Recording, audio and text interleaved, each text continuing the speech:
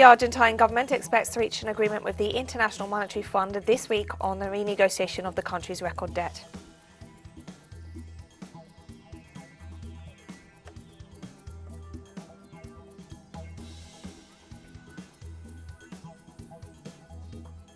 The United States has finally delivered its response to Russia's security demands after a month of escalating tensions.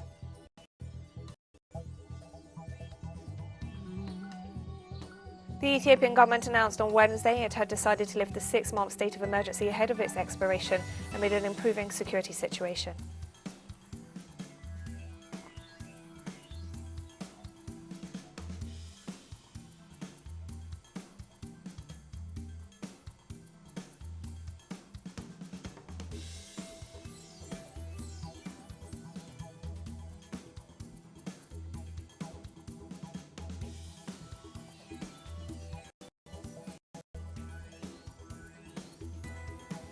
From the headquarters of teleSUR English in Havana, Cuba, this is from the South. I'm Katrina Goss. We begin in Argentina, where the government expects to reach an agreement with the International Monetary Fund this week, ahead of a Friday deadline for a payment of more than $700 million. Following extended efforts, President Alberto Fernandez expects the IMF to inform that it accepts the economic program proposed by Argentina, clearing the way for a renegotiation of the record debt agreed by the previous administration of Mauricio Macri in 2018. The government noted that political negotiations with the US government and a better understanding between the team headed by Economy Minister Martin Guzman and the firm's technicians on the fine print had allowed to overcome the obstacles that had kept the negotiations on hold.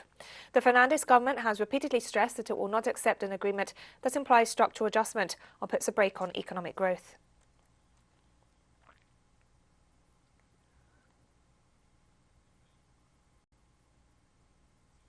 In Bolivia, news of the arrest in Brazil of the chief suspect in one of the biggest political corruption scandals in the country was welcomed. It was also announced that extradition proceedings are underway. Our correspondent Freddy Morales has the story. The Ministry of Government announced the arrest of Antonio Parada Vaca, a Bolivian citizen who fled to Brazil after the revelation of one of the largest cases of political corruption in recent times. Interpol in France has activated the corresponding red alert label, and the authorities of Brazil's neighboring country have complied with international law. The state prosecutor's office reported that the arrest of the citizen Parada Vaca took place while he was carrying out a procedure in the Brazilian border city of Corumba, and he was immediately transferred to the prison in that city. Preventive detention for extradition purposes through diplomatic channels is required by the Mercosur Agreement. Then we will formalize within a period of 40 days, as established by the Mercosur Agreement, and finally complete and present all the evidence to achieve the extradition. The Legislative Assembly announced that it will form a special commission to assist in the investigations conducted by the Commission of Prosecutors. It has to be a special commission that allows to clarify all these facts of political corruption. The phantom items, it is not a parallel instance, but rather it will contribute to reveal new elements linked to participants of these facts. The case refers to fictitious positions in the mayor's office of the city of Santa Cruz, controlled by right-wing sectors. A person was offered $50 to lend his or her identity for a public position, and the criminal organization collected for more than 7 years the rest of the salary, which fluctuated between $600 and $1,000, including Christmas bonus. It is suspected that the phantom items may be thousands. Freddy Morales, teleSUR, Bolivia. On Tuesday, Haiti's Prime Minister Ariel Henry warned that the country cannot wait any longer and called for new elections. According to Henry, it is necessary to change the political situation of the nation in order to return to democratic order, which he considers essential. He also acknowledged the importance of handing over the reins of the country to a president elected by the majority. The Prime Minister announced less than a week ago that he would remain in office until elections were held, thus rejecting the demands of some political platforms for him to step down on February 7th.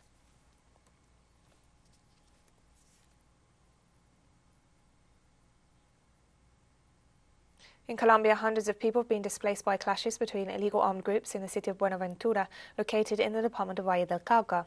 The violence has left at least 700 people homeless in the last few days, as authorities expressed concern and asked the government to take action to stop the displacements and violence in the city. The first displacements were registered on January 20th, when 11 families of the Wrirtten indigenous community had to flee to the capital Valle del Cauca department due to threats received by criminal gangs.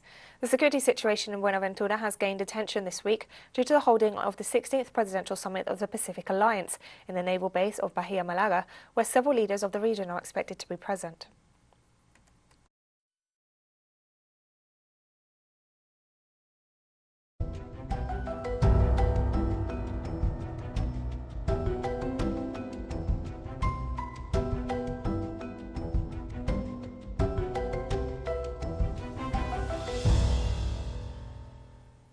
Almost 900 people were evacuated from the Peruvian tourist town serving Machu Picchu amid heavy rains and floods that left one person missing and several homes destroyed.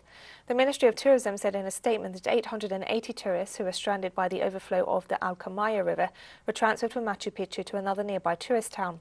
One person was reported hurt and another missing, and several buildings as well as the local railway suffered structural damage due to the rising waters. Due to damage to the track, the rains, the rail link is slated to be suspended for tourist services until January 27th. Nearly 500,000 people visited the Inca ruins in 2021, a figure far below the 1.5 million visitors it used to attract before the COVID-19 pandemic.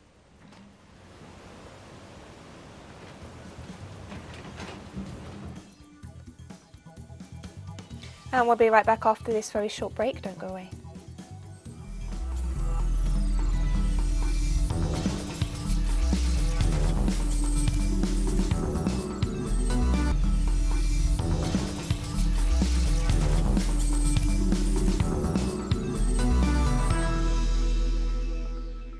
Welcome back to From the South. The United States has finally delivered its written response to Russia's security demands after a month of escalating tensions.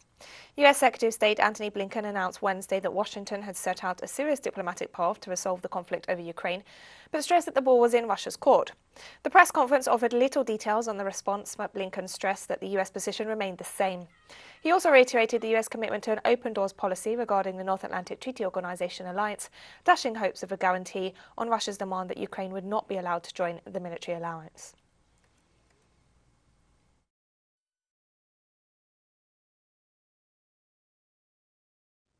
Today, Ambassador Sullivan delivered our written response in Moscow.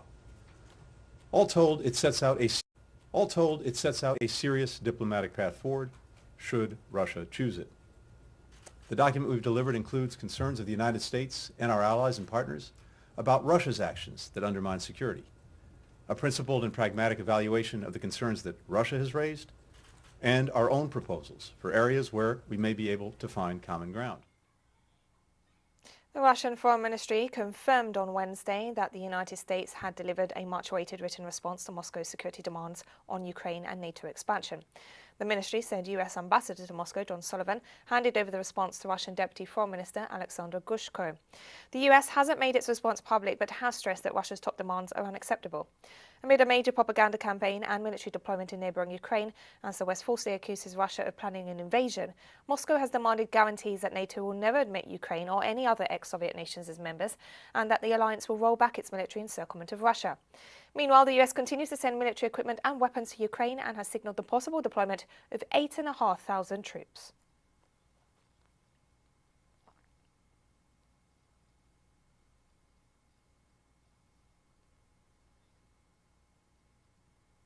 Russian Foreign Minister Sergei Lavrov warned in an address to lawmakers that Moscow would take the necessary retaliatory measures if it didn't receive constructive responses and if the West continued its aggressive policy. If a constructive response does not arrive and the West continues its aggressive course, Moscow will, as President Vladimir Putin has said on more than one occasion, take the necessary retaliatory measures. The security of Russia and its citizens is an unconditional priority, and it will be reliable and ensured in all circumstances. Human rights in 12 states from different regions of the world are being evaluated at the 40th session of the United Nations Universal Periodic Review. Tuesday saw Venezuela's record in this field examined. We have more details in the following report by our correspondent Adriana Cardoso. The United Nations headquarters in Geneva today hosted the Universal Periodic Review of Human Rights in Venezuela. Vice President Delcy Rodriguez opened the session by denouncing the compliance of some member states with the sanctions, which she described as illegitimate. Venezuela undertook its third Universal Periodic Review, not without its difficulties, because we have gone through failed attempts of assassinations, mercenary invasions, sabotage to our vital infrastructure, economic warfare in full expansion of coercive and unilateral measures that behave as real weapons of mass destruction. harmful, systematic, and generally affecting the full enjoyment of human rights by the Venezuelan people. Following the report submitted by Venezuela, more than 100 countries have intervened to offer recommendations for the promotion of human rights in the country. Many of them have denounced the punitive measures applied against Venezuela. We recommend to continue the battle against inequality and poverty, maintaining efforts to subsidize public services targeted by illegal, coercive, and unilateral measures imposed by foreign governments. We recommend the government of the Bolivarian Republic of Venezuela to improve the economic well-being of its people. Despite the harsh economic situation, we condemn the use of coercive and unilateral measures against the country.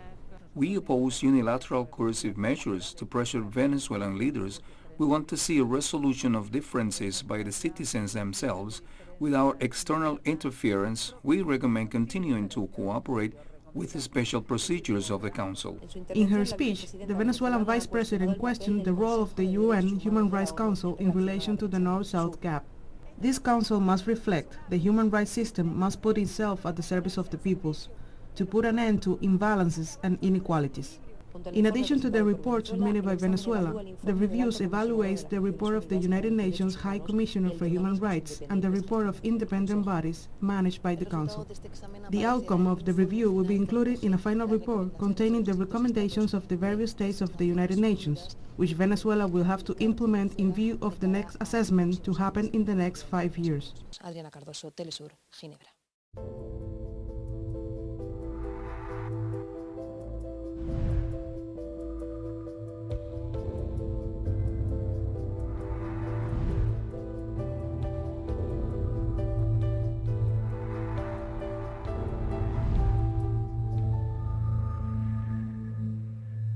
The director of the Pan American Health Organization warned on Wednesday that there has been a 32% increase in COVID-19 cases reported in the Americas in the past week.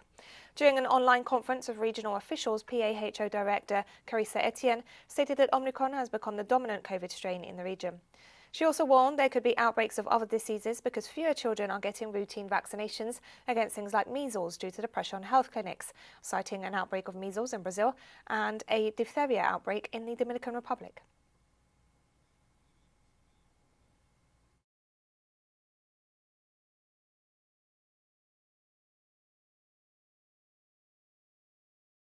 Last week, more than 8 million new COVID-19 cases were reported in our region.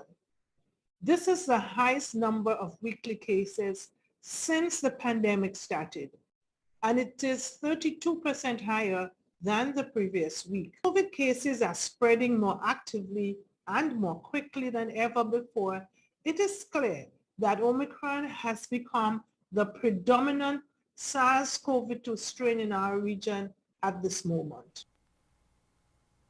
A vaccination campaign for children aged 5 to 11 began in Romania on Wednesday as the country sees a massive spike in COVID-19 infections. The daily record of 35,000 cases also comes with an increase in deaths following the arrival of Omicron. Only a month ago, the country experienced a daily average of a little below 1,000 infections. Romania has suffered almost 60,000 COVID-19 related deaths since the pandemic began and stands as Europe's second least vaccinated nation, with just 41% of its population fully inoculated, compared to the EU average of 70%.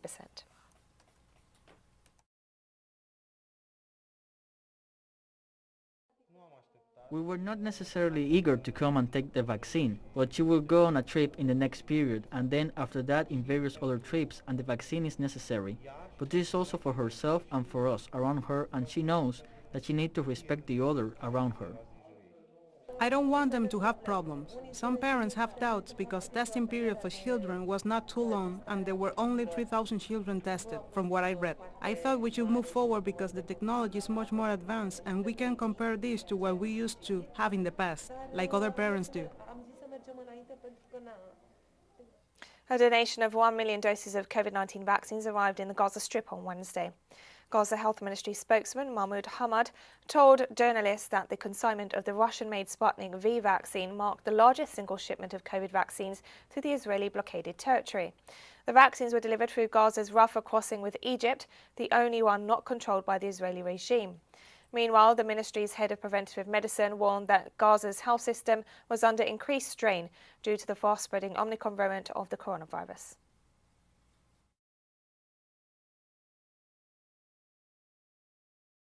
Today we've received an additional shipment of the Sputnik vaccine. We have already received about 500,000 doses and we are waiting for the shipment to be completed. The quantity of the vaccine that we have received is good, and if vaccine continues for citizens at the same pace, we will certainly benefit from a large part of this shipment. And we have more stories coming up after this final short break. Stay with us.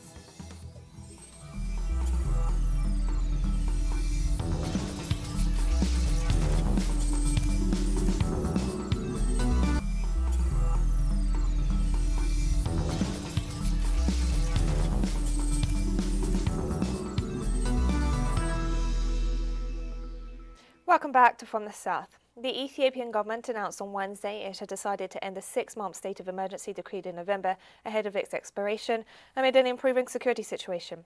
The decision came in an extraordinary session of the Council of Ministers and is pending endorsement by the lower house of Parliament, according to a statement issued by the Prime Minister's office. The government declared the state of emergency in early November to curtail the advancement of forces of the Tigray People's Liberation Front as they appeared close to reaching the capital. Over the past month, the Ethiopian National Defence Forces have managed to push back forces loyal to the rebel TPLF back to the northern Tigray region where the conflict broke out in 2020.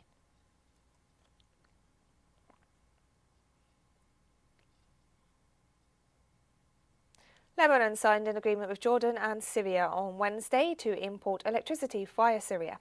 Amid a multi-dimensional crisis, Lebanon has reached out to its neighbours for help with its energy production. Energy Minister Walid Fayyad signed the agreement with his Jordanian and Syrian counterparts, stressing it was an important event not only due to its concrete impact, but because of the symbolism, as the Lebanese people appreciate every bit of energy available and regional cooperation brings new light to a geopolitical context troubled by war and foreign intervention for many years. The move is just one step towards energy sector reform, one of the main conditions set by international creditors for disbursing billions of dollars to stimulate the collapsed Lebanese economy.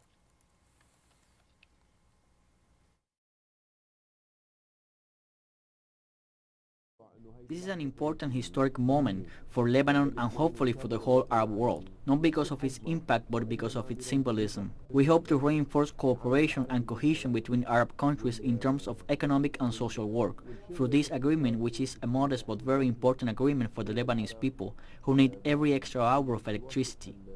We complete the works within the specified period and we are ready to connect to the power grid at any time. All the works that we pledged to accomplish have been completed.